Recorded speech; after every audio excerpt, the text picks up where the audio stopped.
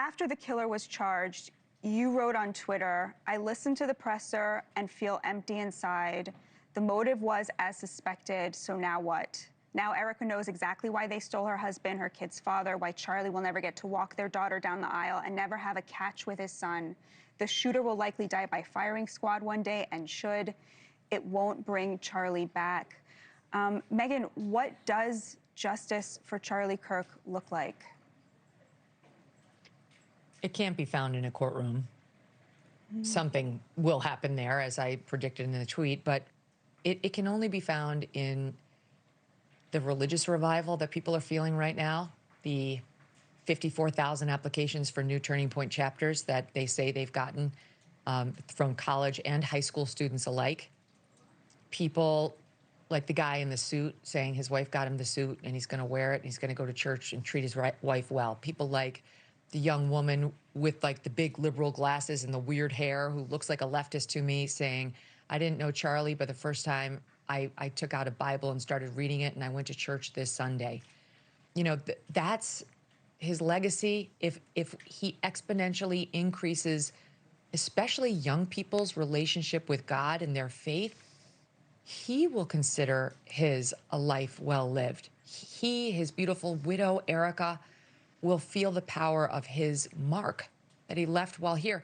That would be the most important. He said it himself. He wishes to be remembered for courage to my faith. That's what he said. And so, you know, I look around, Batya, and I have to say this.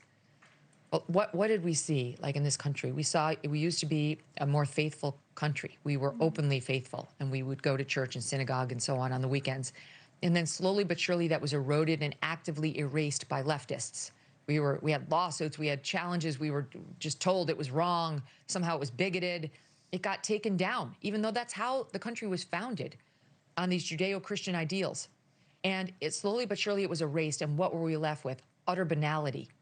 And you had leftists turn, instead of back to religion, to their own invented religion, which is wokeism, the woke mind virus, which was empty, vacuous, and actually even more dangerous than that. It was just pernicious. It was like a cancer that they were injecting into their veins, and they found out the hard way that it's fatal, you know, that it's fatal to their own hopes in life, their own well-being, their own mental health, and it turned out to be fatal for our side too, for different reasons. And so what if in response to all that, the man who gave his life for this cause winds up steering some portion of that same group, young leftists, back to what we believe, which is the importance of faith in your life, the importance of family, the importance of uplifting messaging, and possibly reaching out to the other side. What if that's what this does? That, if it happens, and it's going to take some years to know really whether it's happened, will be the closest thing we're going to get to justice. So on that topic of reaching across the aisle, final question for you, Megyn. What are you listening for? What could you hear from the Democrats that would make you feel that this country could achieve unity even at this moment of polarization? Self-policing. They have to rein in their own. You know, their lunatics do not listen to me. They didn't listen to Charlie on these fronts, and they don't listen to the right. So it has to be all the lovely leftists who have reached out to me in the past week after Charlie died, who say, "I'm so sorry, you know, I'm going to be thinking about my own political messaging from now on.